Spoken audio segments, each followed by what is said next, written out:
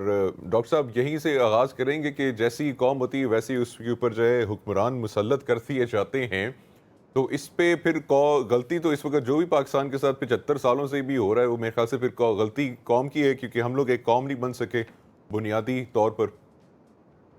یہ سوال بالکل ویسے ہی ہے کہ پہلے انڈا پیدا ہوا تھا کہ پہلے مرغی پیدا ہوئی تھی، اور یہ سوال بالکل ان آنسرڈ ہے۔ اگر ہم یہ کہتے ہیں کہ جیسے عوام ہیں ویسے ہی حکمران ہیں، تو عوام کو ایسا کرنے کا ذمہ دار کون ہے؟ اور اگر ہم یہ کہیں کہ چونکہ عوام بہت خراب ہے اس لیے حکمران اس طرح کے آئے ہوئے ہیں، تو پھر یہ سوال بالکل ان آنسرڈ رہے گا۔ میرا یہ خیال ہے کہ اس وقت جو ہے بنیادی ذمہ داری جو ہے وہ ان لوگوں کی ہے جو ہمارے پاور سٹرکچرز کو ہولڈ کرتے ہیں۔ اس میں کوئی شک نہیں کہ انفرادی طور پر ہم میں سے ہر شخص یعنی اکثریت ایسی ہے کہ جنہوں نے زندگی میں اپنے قومی مفادات کے اوپر ذاتی مفادات کو پریفرنس دی ہے قومی مفادات کے اوپر، چاہے وہ ایک ریڑھی چلانے والا ہے، چاہے دفتر کا کلرک ہے، چاہے ہسپتال میں بیٹھا ہوا ڈاکٹر ہے۔ اور اس کا ثبوت یہ ہے کہ ان تمام لوگوں نے جب اپنے کام کو پرائیویٹ سیکٹر میں کیا ہے تو یہ بڑے کامیاب ہوئے ہیں۔ لہذا کسی بھی چیز کے ساتھ آپ پرائیویٹ کا لفظ لگا دیں تو وہ کامیاب ہو جاتی ہے۔ پرائیویٹ سکول، سرکاری سکول، پرائیویٹ ایئر لائن، سرکاری ایئر لائن، پرائیویٹ بینک، سرکاری بینک، پرائیویٹ ہسپتال، سرکاری ہسپتال، اسی طرح پرائیویٹ کوئی فیکٹریاں اور سرکاری فیکٹریاں، یعنی سٹیل مل اور پرائیویٹ فیکٹریاں۔ تو اس طریقے سے اس لیے مسئلہ یہ ہے کہ انفرادی طور پر بحیثیت مجموعی ہمارے معاشرے کا اخلاق، اس کا کردار وہ نیچے ہوا ہے۔ کیپیسٹی کم نہیں ہوئی، لوگوں کے اندر صلاحیتیں موجود ہیں۔ اس کا ثبوت یہ ہے کہ جب وہ اپنے لیے کر رہے ہوتے ہیں تو سارے کے سارے کامیاب۔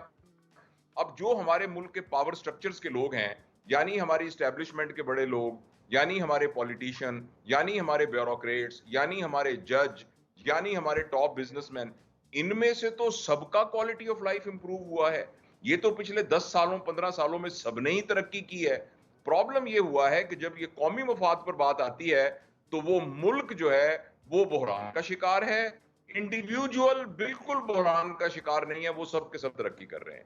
لہٰذا اب اس ڈھول کو ہم پیٹ سکتے ہیں اور بھی عرصہ، لیکن میری گزارش یہ کہ ہم اس کا حل نکال لیں۔ اس کا حل کیا ہے؟ اس کا حل یہ ہے، ایک طرف ایز این انڈیویجول میری ذمہ داری ہے۔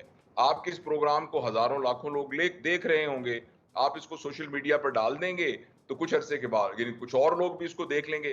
جو ہم میں سے جو بول رہا ہوں میں، جو ہم سن رہے ہیں اور دیکھ رہے ہیں، کم از کم میں اور آپ یہ فیصلہ کر لیں کہ جیسے پاکستان کے ایک شہری کو ہونا چاہیے میں ویسے ہوں گا۔ اور نہ صرف میں بلکہ میرے زون آف انفلوئنس میں جتنے لوگ ہیں، میری اہلیہ، میرے بچے، سارے لوگ لال بتی میں سے گزر بھی جائیں میں لال بتی پر کھڑا رہوں گا۔ سارے لوگ رشوت لے کے کام کر پہ کوئی بات نہیں، میں قربانی کروں گا، میں یہ کام نہیں کروں گا۔ ایک تو انفرادی طور پر یہ کرنے کی ضرورت ہے، مگر اس سے اب حالات اتنے خراب ہو گئے ہیں کہ فورسیبل فیوچر کے اندر کوئی سگنیفیکنٹ چینج نہیں آئے گی۔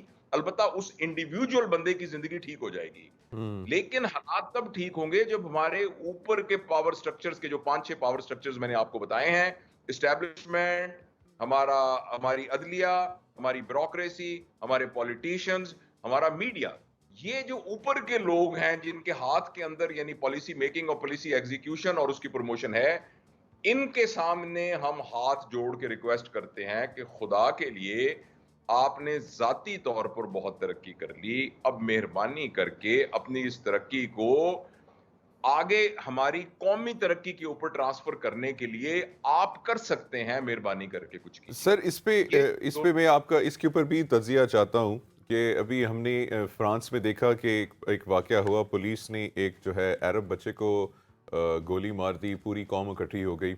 ہم نے ایسے واقعات اور بھی دیکھے ہیں کہ فرانس کی ہی میں مثال دیتا ہوں کہ وہاں پہ جو ہے انڈا جو ہے وہاں پہ ایک ان کا جو ہے کرنسی ہے اس کی مہنگا کر دیا، پوری عوام سڑکوں پہ آ گئی، اس کے خلاف یکجا ہو گئی اور ان کو وہ فیصلے واپس کرنے پڑے۔ ہم نے ایسے بہت سی مثالیں دیکھی ہیں زندہ قوموں میں۔ تو پاکستان میں سینس آف اکاؤنٹیبلٹی ہی نہیں ہے۔ یہ جو پاور سٹرکچرز ہیں ان کو پتہ ہے کہ یہ عوام سو رہی ہے اور یہ سوتی ہی رہے گی، اس پہ جتنا مرضی جو ہے ہم بوجھ ڈال دیں۔ टैक्सेस पे टैक्सेस, टैक्सेस पे टैक्सेस, टैक्सेस पे टैक्सेस। तो ये अवाम आपको लगता है कि ये सोई पड़ी है और इसको मतलब सेल्फिश हो गई है और एज अ नेशन नहीं सोचती? सर आप ना एक दुकान खोलते हैं ना, लेकिन उस दुकान के अंदर कभी सफाई नहीं करते, उसके अंदर चूहे फिर रहे हैं, उसके अंदर जाले लगे हुए हैं, कभी आप जाते हैं, कभी आप नहीं जाते, तो कुछ अरसे के बाद आपका कारोबार ठप हो जाएगा। हम्म। बिल्कुल इस तरीके से जो इंसानी किरदार है, ये तो दुनिया का सबसे ज्यादा डेलिकेट एरिया है। इस पर तो मुसलसल मेहनत करनी पड़ती है। कौमों का तालीमी निज़ाम, कौमों का माशरती निज़ाम, उनका पॉलिटिकल सिस्टम, उनकी जो सोशल सिस्टम, ये सारा का सारा अफराद की तरबियत के लिए गियर्ड होता है। हम्म। तो इस पर तो पिछले 30-40 साल से हमने कोई मेहनत की ही नहीं, बल्कि हद्दुल इम्कान हमने कोशिश की है कि जो अफराद हैं वो किरदार के लिहाज से नीचे ही रहें, ताकि उनको एक्सप्लॉइट करके उनको यूटिलाइज किया जा सके। आप हम्म। भेड़ों को आप हाँक के किसी तरफ भी ले जा सकते हैं, लेकिन जो बाशऊर बंदा होता है उसको तो आप हाँक के किसी तरफ नहीं ले जा सकते। बेशक। जिसके नतीजे में ये हुआ है कि हमारे पॉलिटिशियंस ने भी कल्ट डेवलप किए हैं, उन्होंने अपने फॉलोअर्स डेवलप नहीं किए। फॉलोअर्स वो होते हैं कि हजरत उमर को इतने पावरफुल खलीफा, नबी करीम सल्लल्लाहु अलैहि सल्लल्लाहु। वसल्लम के one of the right hands, वो खलीफा हैं, और एक बंदा खड़ा होकर कहता है, जो आपने वो सुना है मशहूर वाकया कि भाई ये जो माले गनीमत में चादरें मिली, तो उनका साइज के हिसाब से हम सब की तो शर्ट नहीं बनी, आपका कद तो हमसे भी ज्यादा है, तो आपकी शर्ट कैसे बन गई? ये वजीर आजम से सवाल किया जा रहा है। और हजरत उमर ने कहा, मैं जवाब नहीं देता, मेरा बेटा अब्दुल्ला बिन उमर जवाब देता है। उसने कहा कि जो मुझे कपड़ा मिला था मैंने अपने अब्बा को दे दिया था, तो दोनों को मिला के शर्ट बन गई। उन्होंने कहा, अब तुम मुतमईन हो? इस पर उस शख्स ने कहा, साहबी ने, उमर अब हम तुम्हारी हर बात मानने को तैयार हैं। इसका मतलब है पहले जब तक उनके जहन में डाउट था वो उनकी बात मानने पे तैयार नहीं थे। तो जहां जिस मुआशरे में चीजें अकॉर्डिंग टू द बुक हो ना, तो वहां तो ये सारी चीजें होती हैं। अब इंग्लैंड में आज एज वी स्पीक वहां डॉक्टर हड़ताल पर है। मेरी बेटी भी वहां डबलिन में रहती है, तो डॉक्टर इंग्लैंड में हड़ताल पे, लेकिन जब वो हड़ताल होती है तो बकायदा उसका रोस्टर बनता है, और ये कहा जाता है कि ये 50% लोग हड़ताल में होंगे, ये सबको पता होता है, और 50% वहां काम कर रहे होते हैं। तो हड़ताल करना यानी अपना एहतजाज करना भी डिसिप्लिन्ड वे में होता है। ये नहीं होता कि मरीज मरना शुरू हो जाते हैं। हाँ, लोगों को जो हड़ताल पे नहीं होते ज्यादा काम करना पड़ता है।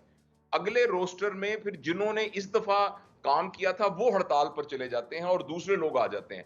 तो जिन मुआशरों के अंदर अकॉर्डिंग टू बुक होता है ना, कि जब आप धरना देकर या किसी जगह पर आप एहतजाज करेंगे, तो जिनके खिलाफ एहतजाज